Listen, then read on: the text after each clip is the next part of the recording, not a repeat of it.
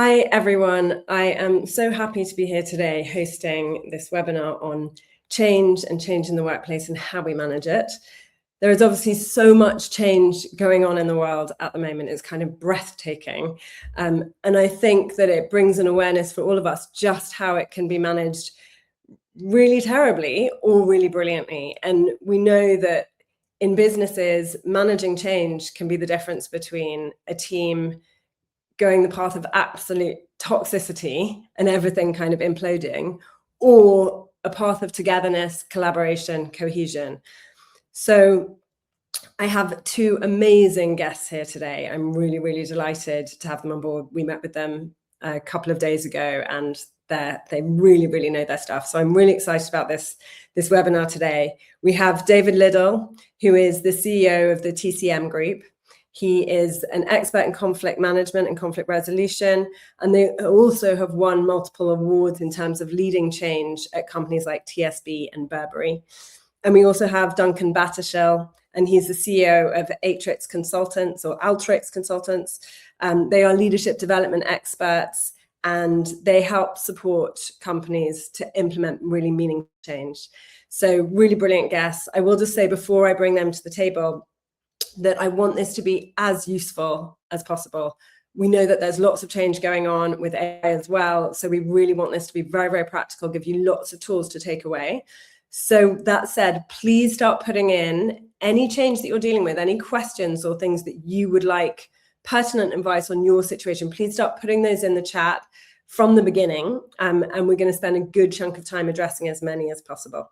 So that said, without further ado, I would like to bring in our two distinguished guests. Hi, so David, first over to you for a quick introduction, please. Emma, thank you very much, and thank you very much for having me. It's really great to be here. So, well, some people say change is the only constant, don't they? So I'm really excited to be here talking about something which is impacting all of us. And when we were in the green room a moment ago, we were talking about big global change and how we're managing something around like the Greenland issue and leadership, right the way through to challenges I've faced in teams and offices and departments and organisations where change has sometimes led, as you said, to toxicity and conflict. So it's really great to be here and looking forward to responding to some of the questions hopefully we'll get today as well, asking for practical guidance and actionable tips to manage change constructively, effectively and sustainably in our workplaces. Thank you, Emma. Thank you. Yeah, keyword sustainably. So we'll make sure that into you. Thank you. And Duncan, over to you for a quick intro. Yes, good afternoon, everyone. Duncan Battishill's calling in from the Cotswolds today. I'm really excited to be here and hopefully we're going to have an interesting dialogue today. Just a bit of background. I've been involved in running 3 businesses. For the last 15, 20 years, I've traded over to more supporting businesses from the other side. And I work with a lot of entrepreneurs in early stage and also scaling up businesses. So that's a little bit of background on me. I sit on a few boards as well, but great to be here, Emma, with you and your team. Lovely. Well, thank you very much both for being here. I'm sure everyone watching is going to be very appreciative as well, as you have lots to share, I know. So we'll begin with a first question. Where do change initiatives most commonly go wrong? And to start with, let's hear from you, David. Yeah, thank you, Emma. I think a lot of the change initiatives that I see going wrong, and I often go in as a mediator and in resolving conflicts, they've gone really badly wrong. People don't feel that they've been heard, appreciated, that the change is being forced upon them and thrust upon them. It's not being thought through. The impact of the change on the impact on human beings is often an afterthought to some of the biggest structural, strategic and resource-based elements. And people often then feel that they're a utility in the change process. They're a resource, and sometimes worse, they're a pawn in the game. So people don't necessarily feel heard and valued and part of it. And that, I think, gives a strong sense of loss, a loss of hope, a loss of esteem, a loss of face, a loss of connection. And that loss can then drive some significant behavioural changes. And it's those behavioural changes that I speak to so many leaders, so many managers, and I'm sure it'd be great to hear people's experiences here. So many managers who've got a great idea for a change process, and it feels like it's derailed because of the way that people are behaving. But actually, and I know we'll talk a bit about this, how do we design those in to get those behaviors coming in, so addressing some of those feelings and emotions and needs at source. So for me, the best laid plans often go wrong when they go into the face of the team dynamic, because we force and thrust and we're authoritative, command and control them. We've got this amazing idea, it's called change, and everyone else is like, not another change fatigue. So how we communicate that and bring people with us, and if we don't do that, Emma, it can go really wrong. But the good news is we can do it well, and we can do it so we bring people with us. And those are the most compelling and powerful transformation projects that I see, and they're very exciting to be part of. So it's really interesting to hear, because I think you're right. The thinking often starts with, well, these are the changes, and here's the structure of how we're going to implement it. But actually, if that leads to a feeling of kind of disenfranchisement, then you get the loss, the disengagement, the behavioral issues, which totally upturns the change, which means it's impossible. So actually, you need to start with the people in mind as front and center of part of the strategy of change. I love that. No, thank you. I think it's really people-centered change, and it's not just a buzzword. People-centered change. It's central to good change. And I guess one thing I would say is how to test a good change process is, are people sleeping very well? Do people feel happy? Because if you're not sleeping well and you're feeling worried about the change, you make some bad decisions and we act badly. So to me, there's a deep relationship between how we manage change and people's sleep and rest and happiness. And there's some really interesting metrics and tools we can use. Metrics and tools, asking people how they feel is neither a metric nor a tool, but we'll again dig into that, Emma. So I'm really pleased you picked up that human-centered approach. Yeah, I love that. And Duncan, same question to you. So where do change initiatives most commonly go wrong? And I would echo everything that David said. And I think a really wise mentor that I had early in my sort of business career sort of had this saying, the success of any intervention depends on the interior condition of the intervener. So I always, when I'm working with any group, team or individual, that's kind of where I start, is looking at how are you showing up? How is, if we just take what's going on in the global world at the moment, there's an awful lot of people that are making decisions when their own interior condition might not be at its optimum. So that's kind of a place that I often start. But there's many other factors in the environment, the context, the size of the change are obviously also other factors. But that's just one to kick off and build upon what David was kind of talking about. So I mean, that's so interesting, that idea of the person delivering the change. If they are unstable, then you're starting from incomplete foundations, which is going to lead to everything being rocky. But it's not like I love that, because I think we often think, well, the change itself has to be a stable, well thought out, good, sort of sophisticated ROI or sort of bottom line thinking. But actually, it's not just that. It's the person delivering the change has to be stable.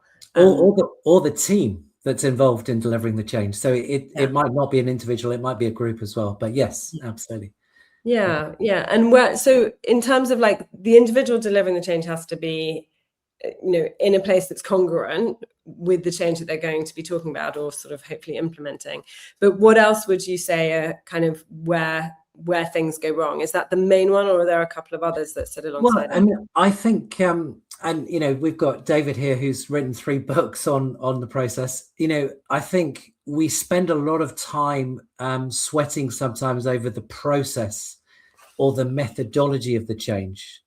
And clearly those are important. So if you've got the wrong tools to deliver a change program or change the direction of a group, that's not helping us. But I think real change, transformational, long-term change, I believe starts from within us. So we have to be it. We have to believe in it. We have to embrace it. And that's quite difficult. And, David mentioned earlier that when people are asked to go through change, or we are going through change all the time, different emotions appear within us. Sometimes that's fear. Sometimes it's excitement. Sometimes it's anticipation and, intrigue. So I think, again, going back to your question, where can it go wrong? You know, are we using the right tools? What's the context? Sometimes timing is a really crucial, important thing as well. You know, we can have the perfect toolkit, the perfect intervention, the perfect model, the perfect, let's call it ask. But if we approach things at an inappropriate moment or time, then that can be also quite challenging. I don't know whether that makes sense, David, Emma. So, I think that's like a really good starter for 10 on kind of the pitch we're looking for. I just have another question as well to put to both of you. Well, obviously I've got a few, but just related to this, I'd like to get your thoughts on, like, what are some good reasons for change and what are some bad reasons for change? Because I'm sure there is actually a bit of a classification, right? Good change and, you know, change for change's sake. So, yeah, David, maybe what are your thoughts on that? I think good change leads to some very clear outcomes. A place that I can flourish and do my best work as a human being in the workplace. A place where my team collectively creates spaces for us to work harmoniously, effectively, to drive performance and productivity. And ultimately, when that aggregates, to help drive organizational performance and productivity. So there's the individual, the collective, and then the organizational. And any good change process needs to be working into each of those three, if you like, domains of the individual, the collective, and then the organizational. Sometimes it feels, when I see change processes going wrong, perhaps they might consider one of those, but not necessarily all three. And sometimes it is the individual that's missed. And moreover, the change process isn't always necessarily aligned to helping to drive growth, flourishing, and doing our best work. It feels, and I've heard this said before, and Duncan, I'd be curious to hear your thoughts on this, but that sense of change for change's sake. You know, we're just changing things. If it ain't bust, don't fix it. Why are we going through this process? And I know when I speak to leaders and managers, it's not change for change. They've got some great ideas and they're able to see the vision and the future, but they don't explain the why. What's the why behind this? Are they flying the why? Are they able to explain the purpose coherently and the vision? And I draw here from transformational leadership principles. Can they explain what that purpose is? And if they can't explain the purpose, what the purpose is, it doesn't feel like it's anything in it for me. It's change for change's sake, and it's exhausting and tiring.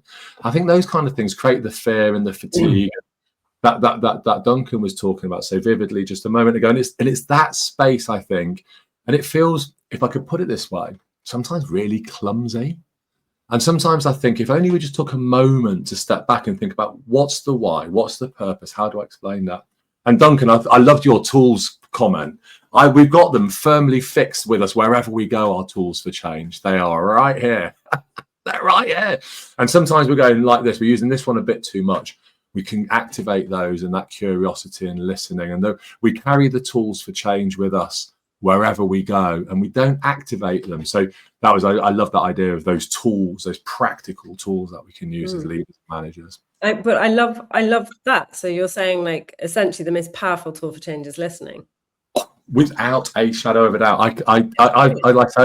I've been fortunate as a mediator for 30 years to go in on the back of poorly managed change.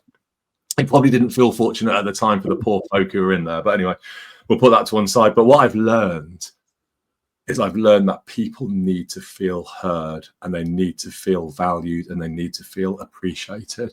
So if we give our people a jolly good listening to seek to understand what they're saying, not defensively or agreeing with everything they're saying, but being empathetic, then not only do we do a better change because we've got more information and data, that's in itself powerful, but we're also bringing people with us.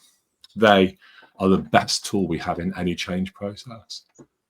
Yeah, I love that. I absolutely love that. And I think, just to come back on what you said before in terms of like good and not so good reasons for change, this idea of actually, if you can justify it in terms of the individual, the collective, and the organization, then that's a really great start. And if you can't, you're going to need to ask some pretty good, big, solid questions as to whether it is justified. If so, why can you not address one of those areas? So I think that's probably, I hope, really useful for people watching, because actually in itself, I think take the right. We want everybody. You've been working pandemic, hybrid, 2 days a week. We want everybody to come back into the office 5 days a week. We've heard that loads, right? And, yes, maybe they can an organizational sort of justification. Can they give it a collective one? 2 days would suffice by the water cooler. Can they give it an individual one? No, not for the people who have to do school pickups and who work best and are introverted and work best in their space or have like 3-hour commutes. So it's a really interesting one. I love that. Duncan, same question to you. So what are like some good reasons and some bad reasons for change? Yeah, and I'm going to sort of I'm going to answer the question, but I also like to reframe it. I think change is happening all the time. There is no such thing as constant, because we are all evoluting at some level as a business, as an organization, as people. So the question for me is how do we reframe the word good or bad? Because there are always advantages of staying as we are, but there's also benefits of shifting, evolving into a future state.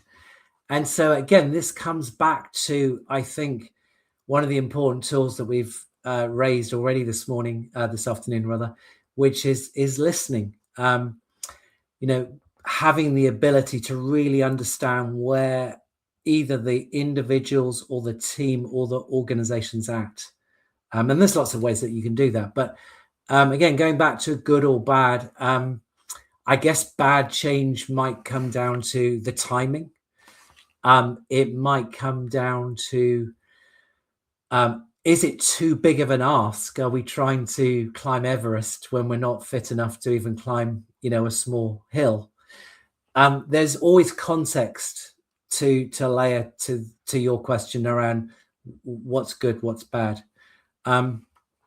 Sometimes we don't have, obviously, the chance to evaluate that in the moment. So again, I think a lot of change that I and probably David and Emma, you've witnessed, sometimes we're reacting to a scenario, sometimes a little bit too late. Maybe the change was needed, a bit further time ago. And I think that's really interesting, because it's like this idea of considering the motives, I think, is really important. And I know for me personally, I love change. So, back in the day, sort of before I went on sort of more of a journey as like understanding leadership and what that meant, I would be like, oh, well, if I love change, I didn't even consider that other people wouldn't love it. And later sort of realized that I was giving my team whiplash, because I'd be like, let's go this way. And then halfway down, oh, that's a bad idea, let's go that way. And it's like, actually, there are consequences. And, one of the big things for me was a shift in going, some people, love change and some people don't. And actually, you need to be able to take everybody with you. And therefore, you need to be able to justify it. You need to be able to justify it on all of these levels. So, I think it's one of the reasons would be a kind of, at the whim of leadership, because they're like hungry for something new. And I think we're probably it feels like we're witnessing some kind of craziness in terms of Trump at the moment being like, right, next thing I've got on my long list, I'm going for that, and actually it's like there needs to be a consideration of a lot more of the consequences, because otherwise you create an instability which can be psychologically damaging. And I'm sure you both seen that a lot. So yeah, really interesting. So we're just going to go on to the bit now where we talk about, well, how do people navigate it well? So, and I imagine from both of your experience that you see it as the different areas, like there's key pillars. So what would you say are the key pillars of effective management of change? And Duncan, let's start with you this time.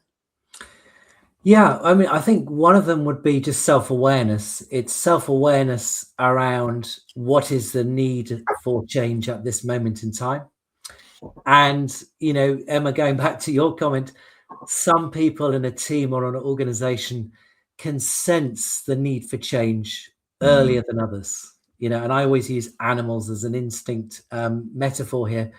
Animals can see us from 200 meters away, sometimes even further than that. sometimes we walk into a room and we can't even sense something's wrong. Yes. So I think an awareness is an important first pillar as a starter.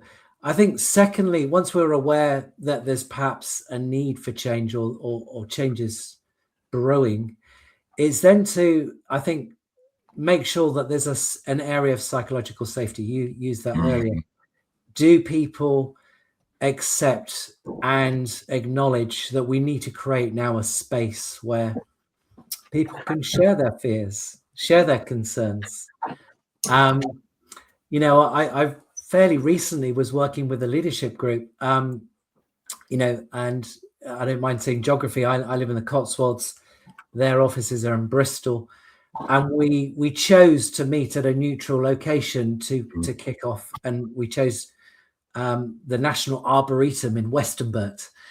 And, you know, the group were very, very tense, very nervous about what was being discussed or going to be brainstormed for the day. And one of the things that really helped create psychological safety is I gave people 3 questions. And I said, right, pair up and go and have a wander in this incredible location and come back in 30 minutes with some themes that you guys discussed. And so I'm just giving you an example there that psychological safety is another critical pillar to making sure that people are open. They don't feel as though they're going to be dictated at or controlled or manipulated.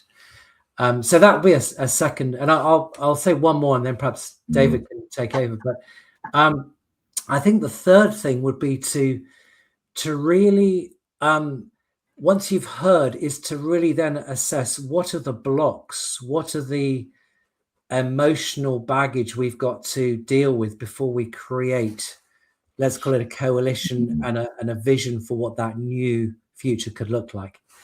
And I think, again, that's sometimes overlooked. We create a narrative. Yes, we're going to go and do this, but we've not really dealt with some of the underlying energy blocks or organizational blocks that might be in the way for change. So that would be a third thing.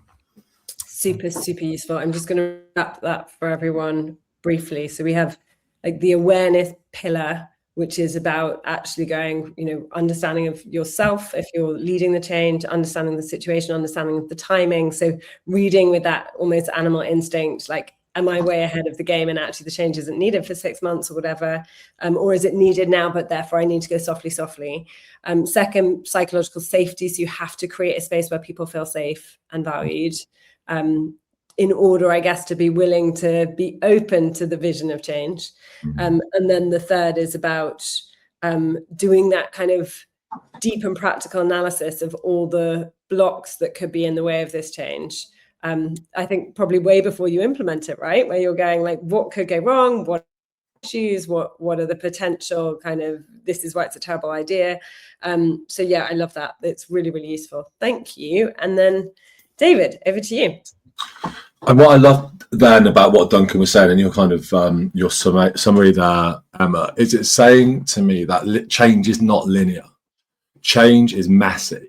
It doesn't just go from state A to state B. And it kind of is anathema to think that it might do, and that in some way respects the change agent there, the manager or the other, is going to support the shift from state A to state B. So with your permission, I'd like to share, and I think it builds on your points here, Duncan, as well. I think I'm going to share some 3-letter abbreviations, or TLAs, as I like to call them. So there are 4 3-letter abbreviations which act as forces in change, and they're really important, and they build on Duncan's fantastic point, the first one around self-awareness. So the first 3-letter abbreviation is PAC, power, authority, and control. So what role do our leaders play in terms of compliance, regulations, strategy, organizational policy, process, procedure, the power, authority, and control? And we bring that into the change process. And Duncan's point around self-awareness helps us understand how we exercise in our power, authority, and control. We can't deny we have it or pretend we don't have it. We are, after all, leaders. So it's about being aware of that and how do we use that in a way which is supportive and nurtures and fosters a positive environment. My second 3-letter abbreviation is MAP, mastery, autonomy, and purpose. Now, if we follow the work of amazing author Daniel Pink, and this is taken from his book called Drive, mastery, autonomy, and purpose drives employee engagement. We're seeking to have the resources to do our best work. And when we have mastery, autonomy, and purpose as individuals, we can do our best work. We're motivated, we're engaged, we're resourced, we're well supported. Those two forces in a change process, a good change manager or change management understands those and how to bring them together to support those. The other two forces are values, behaviors, and capabilities, VBC. What are the values of our organization? What behaviors do we need to say in our organization that tell us you're aligned to our core values? What are the behaviors that saying you're having a bad day in the office? What are the misaligned behaviors? And what capabilities do I need my management line to possess to move from misaligned to aligned behaviors so that we're delivering the values of our organization, which is, after all, the raison d'etre of the organization. The reason we exist is to deliver our values, which then make our purpose possible. The final one, and this is a really important one because it's our OKRs. Some people call them KPIs, but I prefer objectives and key results. What are we trying to achieve in terms of the outcomes that we're delivering? The goods we're creating, the services we're delivering, the customer experience we're helping to shape. What does that actually look like? Is it clear? So when we start to look at the alignment between power, authority, control, mastery, autonomy, purpose, the values, behaviors, and capabilities, and the objectives, key results, we can then work in the center to optimize the change and therefore optimize performance. And the best change management processes work in the center of those four competing forces. And when we actually start to understand those competing forces through engagement and listening, exactly the spaces that Duncan set out so beautifully, psychologically safe spaces to understand, but also, and this is a really, really important point if you're managing a change, there are two things managers should learn what to do, really key. One is when to shut up and one is to get out. When do you stop speaking and when do you get out of the room and let people get on with it? And I've seen so many managers who've been driving good change processes and doing some really good work, but they just keep talking. Probably I'm doing that now, Emma, so I'm so sorry. But they just keep talking and they don't know what their exit strategy is. So for those people, I can see some great questions. I can't wait to dig into them. But one of the questions is, what's your exit strategy? When are you going to get out and help this move in? Another three-letter abbreviation, and then that's me done, Emma. BAU. When does your change become business as usual? Because as soon as it's business as usual, you as a manager need to move out and shift your approach from full enablement and facilitation to resourcing, observing, tweaking, coaching, and mentoring. So it's a fantastic role, but it's constantly evolving and changing. So there's a lot of three-letter abbreviations. I apologize in advance for them, but hopefully that's been useful to look at those different forces through our change processes. Yeah, I think it's really interesting. It's definitely a lot of information, and I guess for me the question, you said that the big work is about bringing competing forces together, and so I was with you on like the power, authority, control. What role do the leaders play? You know, yes. Why are they doing it? An awareness of their own PAC, and that makes perfect sense. Yeah. Then we have mastery, autonomy, and purpose. So it's like, right, we now need to motivate the team. Is this about motivating them to the new expected behaviors? Yeah. Or is this about so this is about having a strategy to get them to where you want to be, or is it about making sure they're motivated where they are, or which piece? It's going to be a little bit of both. It's a conversation because there are skills that you'll have in your team where people might already possess the skills to support the change there. So it's not necessarily, again, a sense of you have a set of skills or capabilities in state A and we're going to build state B capabilities. I'm working with you. So the kind of work that you would do with as a manager, skills gap analysis, coaching skills, you're building future ready organizations. So you're thinking, what skills do you need to be future ready? So we might be doing work around AI, digital transformation, emotional intelligence. So you may be building the skills to help you to be future ready. So it's not as simple necessarily as saying, I'm going to go for a skill set on a Tuesday and move it to a new skill set on a Thursday. It's more of a dialogue about your skills and capabilities and building them and growing them and developing them. So you're part of the change process rather than it becoming what I might describe as transactional, if we think of it in those terms. I don't know if I've explained that clearly enough. Yeah, no, I think what I'm getting is like there's a process of when in terms of pillars of change in your 4 acronyms, we've got this idea of leadership, understanding themselves, their influence, why they're doing it, all of that self-awareness that Duncan talked about. Yes. And then we've got, right now we need to look at what that means for our team, our employees who need to have a sense of mastery. They also need to be able to be autonomous. No one wants to be micromanaged for any length of time. And they need a sense of purpose. So how is that reinterpreted in the light of this change that we want to implement? And therefore, how do you chart a kind of map and a path to get people there? Sorry, Duncan, did you want to?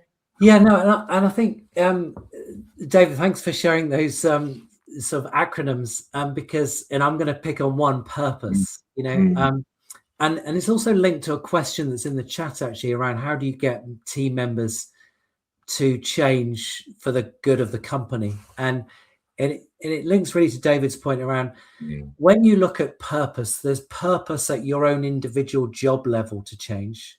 There's purpose from a team perspective. There's purpose from an organizational perspective. And when you're operating in a market space or in an ecosystem, you've also got to look at the purpose of the greater good of the ecosystem that we're all part of. Yeah. And so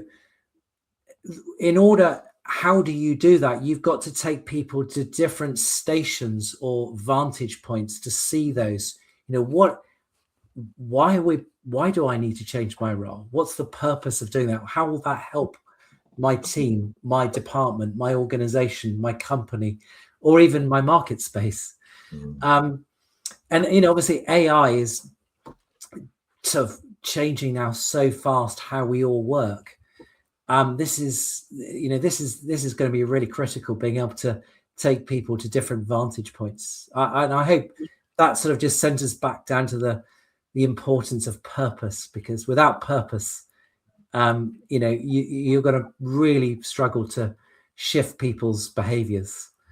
I think that's great, and that is very clear. And I think also what's potentially very useful is for people who are wanting to navigate or sort of make change happen, to be able to think like, what is the purpose, not just for the bottom line or for the organization, but what is the purpose for the stakeholders? What is the purpose for this team? And so actually go to the minutiae, because that internal motivation that is necessary for each sort of team leader or an individual to be kind of cheerleaders of the change is so important. So I think that's hugely useful and actually something very practical people can do.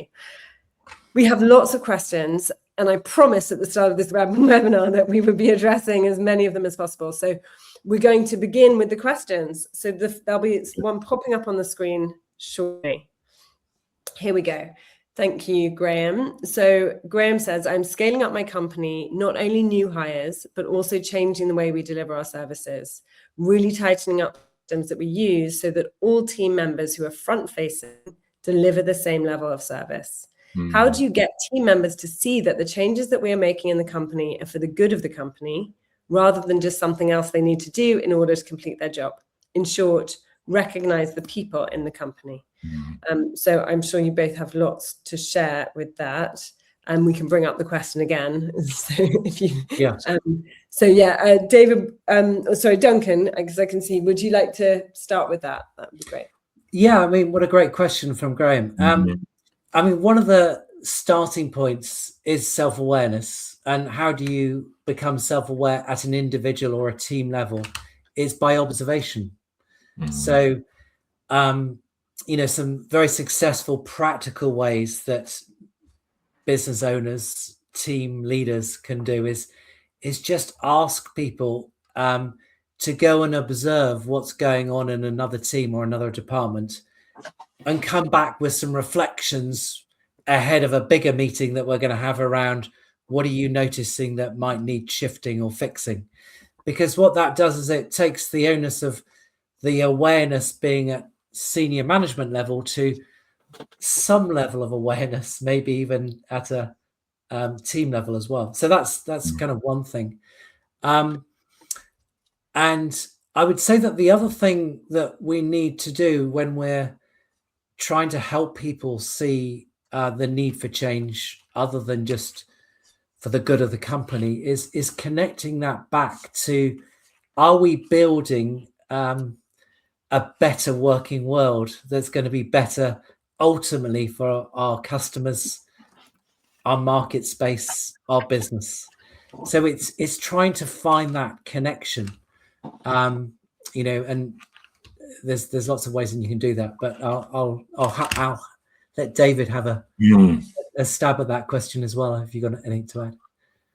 Duncan, thank you so much. And Graham, congratulations, scaling up the business, a really exciting period. And I think the message in there is about how do you build consistency within the organisation, making change for the good of the company rather than something that they need to do, and recognising their contribution. This is a really important moment in the life of any organisation, because it's in these moments that we start to see the desire for consistency, compliance, structure, and robust kind of methods within our organizations start to see the decline in our organizations, because we've become rigid and bureaucratic. And actually, at the heart of, I guess, your organization, Graham, I'm sure you'll tell us, is a deep understanding that you'll have, that you understand the needs of your customers, and that you'll understand the needs of your people.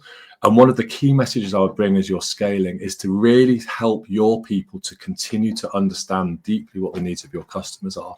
And the best way of doing that is to understand deeply the needs of our people. I talk about the rise of the consumer employee, Graham, a lot. And I talk about the concept of the employee as a consumer of leadership, of culture, of systems, of strategy, and of process. So in order to be able to achieve the best CX, gosh, there's a lot of abbreviations here today, Emma, customer experience, we need to deliver a powerful EX, employee experience. And Graham, those organizations which are scaling, my organization's the same, and many others too, is that alignment between customer experience and employee experience becomes an unstoppable force. So beware rigidity, beware bureaucracy, beware systems, beware the HR consultants telling you need to have an employee handbook that goes over 200 pages of size 8 fonts that you need a barrister to read. You don't, Graham. What you need to be able to do is to maintain the obsession that I'm sure you've brought in your business for delivering the best possible outcomes for your customers, and make that the key defining feature of the organization. I love that response. I love both of those responses, actually, and just to sort of my takeaway and then my addition. I think in terms of this idea of the better working world, Duncan, and it's like really getting to that deeper why.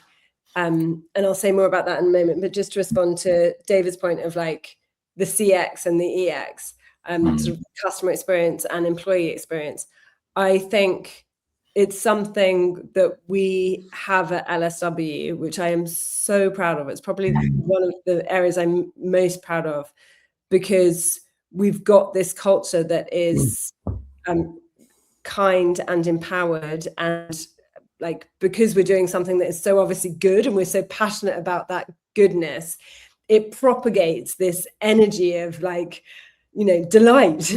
And that means that actually the pride that everybody takes in each other's wonderful results, i.e. someone writing a Google review saying, wow, Tiana, thank you so much, you've been amazing. You know, everybody just celebrates each other's wins in terms of, you know, customer service and client experience. And the employee experience, just, it's like this bubble of positive energy. And it's really phenomenal. And I think, like, for me, we had a RISE meeting, a sort of all company meeting 2 days ago. And one of my things was like, I actually said this, we're not making vegetable crisps, because someone was like, I love it so much, I want to hug everyone. And this is so special. And I was like, but the point is, this is what we're doing in the world. Like, we are wanting to introduce this feeling of absolute delight in your team and in your job. And we are turning these into practical tools, you know, as I know you guys are too, to give to the world so that every team can have this feeling, and it's possible. And that's the wonderful thing. So I think just wanted to say that, because, you know, I think it's very exciting, and I couldn't agree more. I think employee experience is so central to a thriving, successful business that you feel great in. The other thing to say is, for me, a big thing is about value. Like, I'm obsessed with values, but like in the context of this, I think that people need to feel of value in the world, i.e. they're doing something good, and people need to feel valued, i.e. they matter to leadership, to the company. So for like my big kind of tip response to you, Graham, in terms of like sort of very easy one dose is like, if you can work on getting them to see why what you're doing is of value in the world, and in the process have them feel valued for doing it or for being part of your company, then that is a sort of a winning and fairly it's not simple, but at least it's kind of easy to hold on to formula for getting that engagement. So that would be my share there.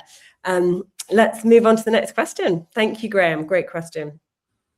Okay, so from Shri Thakkar, our very own, how can leaders balance the pressure for results with the need to support their team's well-being during periods of change?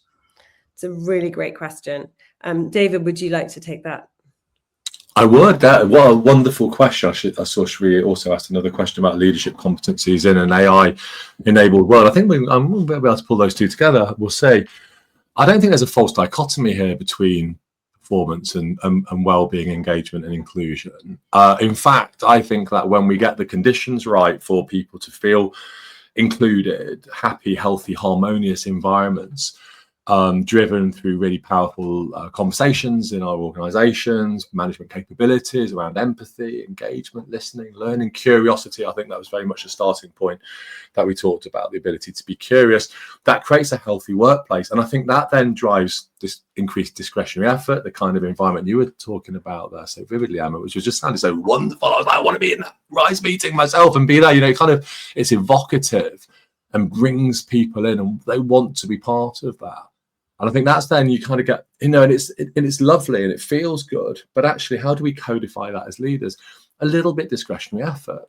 Maybe that email to the customer just feels a little bit more pleasant. So the sale happens rather than your sales pipeline being 45 days, you get it down to 30 days. Well, how do we do that? I can't even work out what we've done. Are we just being a little bit more positive in our messages, and our closed loss has gone down and our closed one is going up? That person who needs to finish the report hasn't just finished at 5 o'clock because that's the time we finished. They've just stayed on to 5:05 just to get it over the line because they feel good. So I don't think there's a dichotomy between the 2 points in the question, Shri. Brilliant as the question is, I think when we create a space for well-being, that engagement and inclusion, the feeling valued, we work that a little bit harder. It doesn't feel like we're working harder, by the way. I'm not trying to exploit our workforce and burn everyone out. This is not a mass management manipulation and MMM.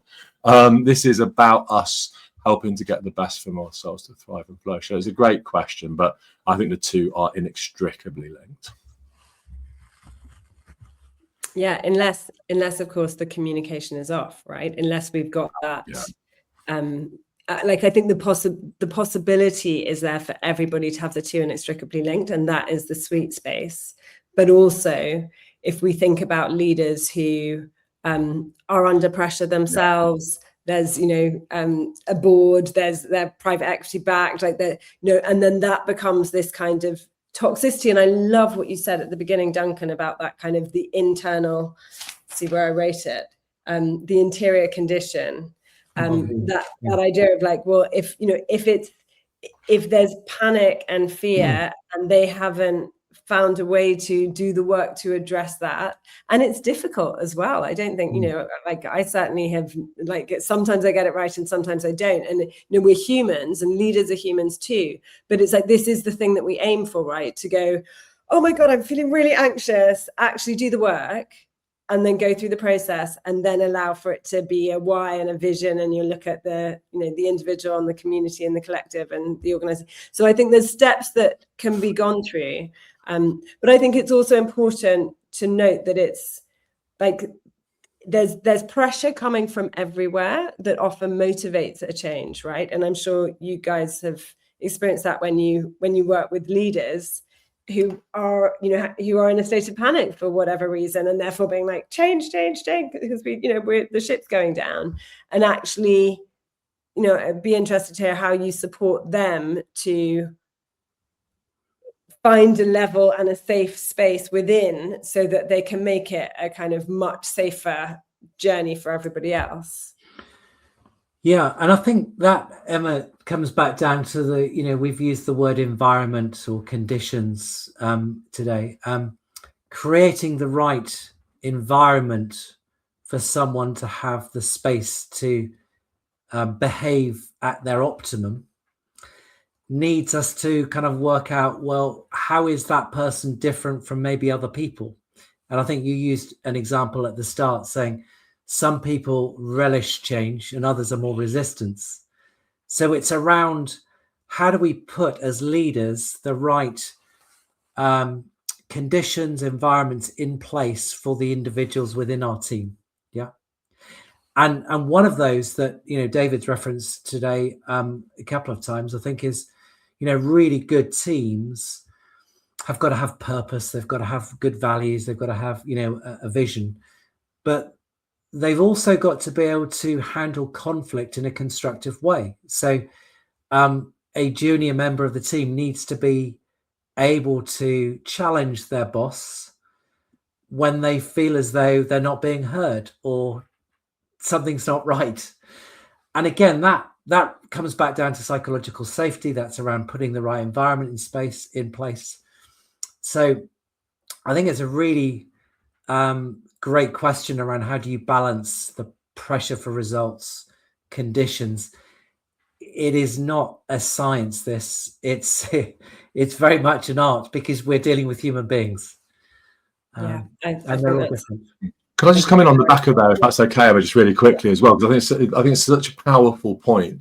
And I think, when I'm working with organisations, and I think the point that she was asking around AI as well, pretty much a lot of our work can be automated.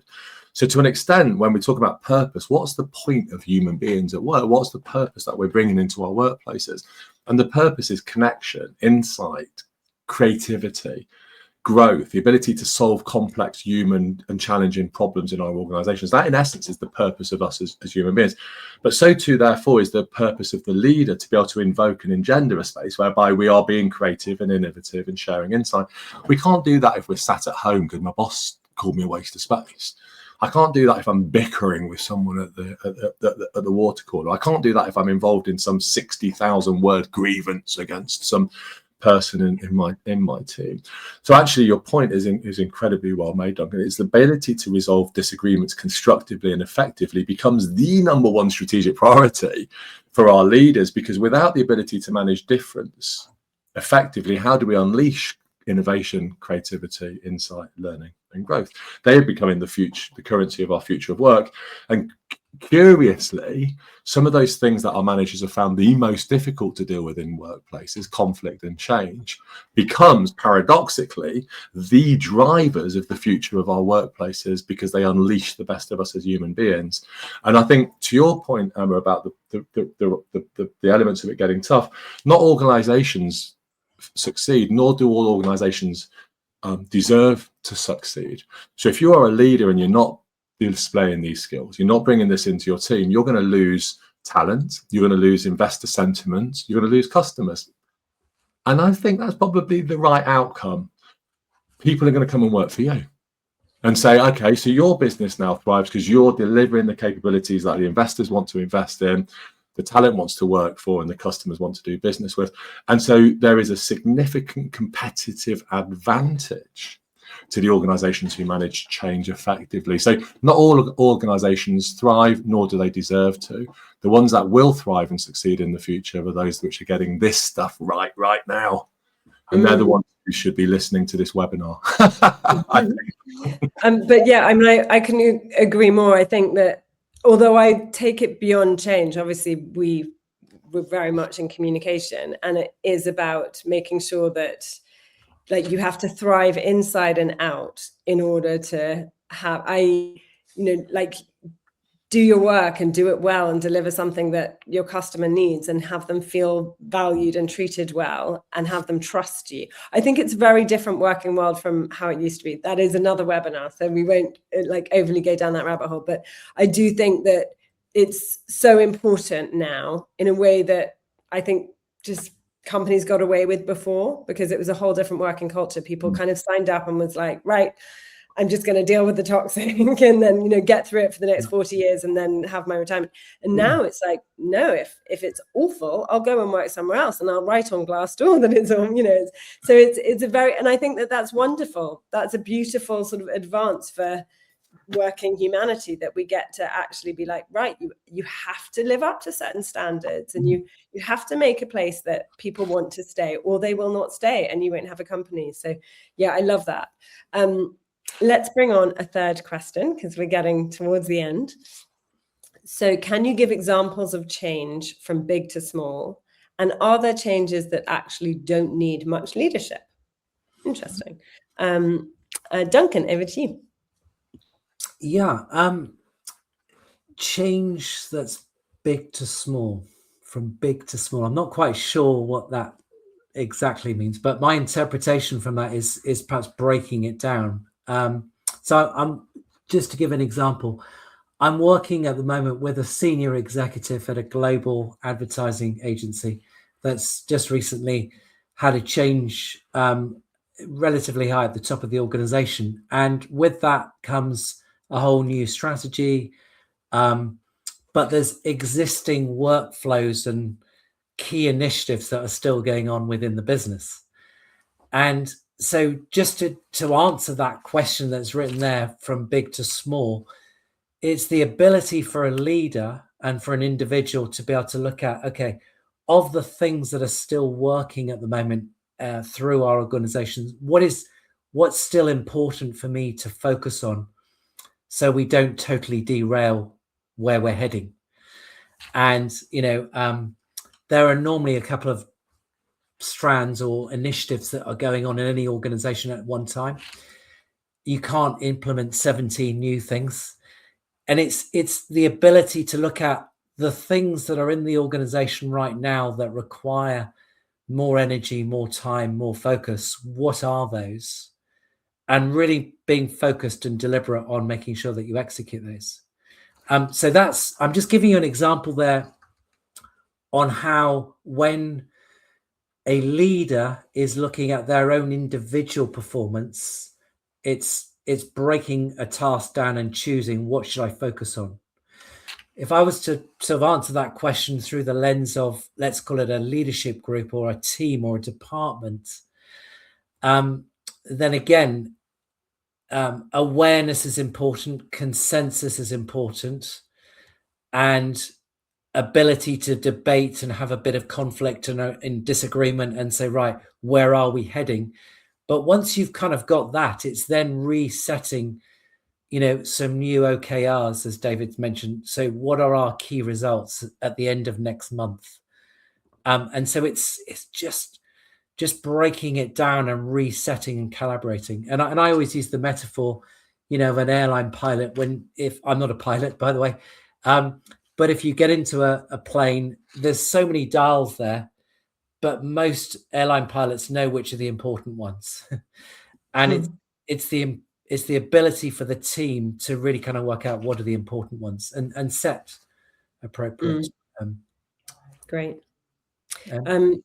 Yeah, no, thank you. I think that gave a lot of breadth as well. David, over to you. But I will just say, actually, in our last few minutes, we'll do a wrap up, but we've probably got time for a couple more. So if anyone has any burning questions, please pop them in the comments, because we might be able to answer them post the webinar as well. So meanwhile, David, what's your answer to this question? Please don't fall off your seat when I say this, Emma, but change is effing hard. I mean fights, fear, failure, friction, fissures. That's the effing hard. So I'm sure everyone was thinking I was going to say anything else there. There's lots of F words. So it's small change when we're dealing with that. We're dealing with a lot of fears. We've already established that feelings are running high. So perhaps when we're doing small scale change, actually we can deliver big impact at scale. Perhaps if we're wanting Matt to handle small changes or big change, we could go into our teams tomorrow morning or one-to-one, and we could ask our people, how do you feel at the moment? And let them talk to us, and let's listen to what they're saying. And then another question we could ask Matt is, well, what do you need in order to feel less frustrated or less so on, so whatever the feeling that people might be excited? What do you need in order to be able to accelerate that and to make that happen more? And then what that's doing, Matt, is on that small conversation, let's call that a quality conversation. On that small conversation, imagine, Matt, if we were working in a hospital or a university or a big global business, and all of those conversations were happening tomorrow morning, we could drive massive change at scale and at pace by bringing compassion and dialogue into the way that we work. So the big and the small now coalesce. It isn't an oil tanker. We don't have to worry about trying to drive this big change. It goes back to something Duncan was saying, and Emma's clearly picked up on as a lot as in the conversation. It always starts with me. It never starts with you. So how do I deliver the change? Is how do I connect with you and be less fearful of the F words? And my point at the beginning was using those ears in significant more greater number than we use our mouth, and go and listen to people, and don't be afraid if there's a bit of snot and tears. Snot and tears is a perfectly reasonable outcome from someone going through a difficult period. Don't be afraid of it. Don't be alarmed. Don't be worried. Sit and listen to them. Be empathetic. Show them you're being empathetic. Put yourself in their shoes as best that you can and create a connection. And that will become an unstoppable force. And they'll become two really, really important things, Emma and Matt, in my view. They'll become an advocate and an activist. An advocate, what you're trying to do, and an activist to help you drive it forward. And suddenly you build in, if you look at Kotter's model, Kotter's change model, you're building a coalition of people to work with you. Wow. Now we're starting to drive real meaningful shift in our culture shift and change at work. I love this. I hope that people watching can really take away this idea of like, and I think there's probably two big ideas that have come on. One is about self-awareness. I mean, in fact, if, like, I think we're going to have just a little recap, because I want to hear from both of you. Like, what's your one thing you want someone to take away? And I'll just say, in terms of like these ideas, self-awareness is really big, and knowing, you know, from the leadership why you want this change. I think doing the work in terms of what is the purpose of this change on an individual, a collective, and an organizational level is really key. And then I think the profundity of compassion and listening, like compassionate listening, and being able to be like, you know, tell me, how are you? Where are you? How is this impacting you? How are you feeling? How is your sleep? You know, I love that. I think that's so very powerful. So let's do a kind of final little wrap up. For those of you watching, if you've got any more questions, put them down. We won't be able to answer them now, but we might be able to in a sort of a follow-up email, which we will send. But I'd really love for everybody watching to just put your takeaway while we're talking about ours, because it's really, you know, we'll read a couple of them out, but it's really nice to hear. So very quickly, your sort of top line, Duncan, what's your top line that you know want people to remember? Yeah, I'm just going to leave everyone with just two words. Intention. What's your intention? And the second thing is create the right environment. So there's my two takeaways. I love that. I love that. And David, over to you. Yeah, no, I completely endorse what Duncan said. I think it's really powerful. I'm going to have three words, Duncan, if that's okay. I'm going to use these three words: head, heart, gut. What am I thinking? How am I feeling? What are my instincts telling me? When we connect that with this and that for ourselves and for others, then again, it's really, really powerful. So just take that little bit of time to understand thyself and then understand others, and think about the head, the heart, the gut. One of the questions earlier was about language. Language drives mindset drives behavior. So if we're here and here and here, then we're starting to build this really powerful space internally. It's called flow. Within ourselves, and that's drawing from positive psychology if anyone's interested. But it's building on your two. We've got three there. I don't know if you've got four, Emma. Yeah, I think compassionate listening and self-awareness. Oh, they are four, yeah. Listening and awareness. Look at that, we're like a numerical change process all come to life. It's symmetry. It's wonderful. And actually, looking at the comments coming through, it feels like it's, you know, these ideas have really landed. So just remains to say thank you so much for sharing your time and your brilliance and your experience and your acronyms. Duncan and David, you've been absolutely wonderful. And I feel like we're really, you know, aligned on this mission to like help make the world and our working world better and kinder and more compassionate and more holding space for humanity. So thank you so much for being part of this. Thank you. And that's got to be a good go for, isn't it? It's a very powerful driver. Thank you, Emma. Thank you. Thank you, Duncan. Thank you, David. Okay. Take care. We'll be seeing you all soon. Thank you, everybody, for coming. And please do keep on leaving your comments. We'll be keeping this open for the next minute. Thank you.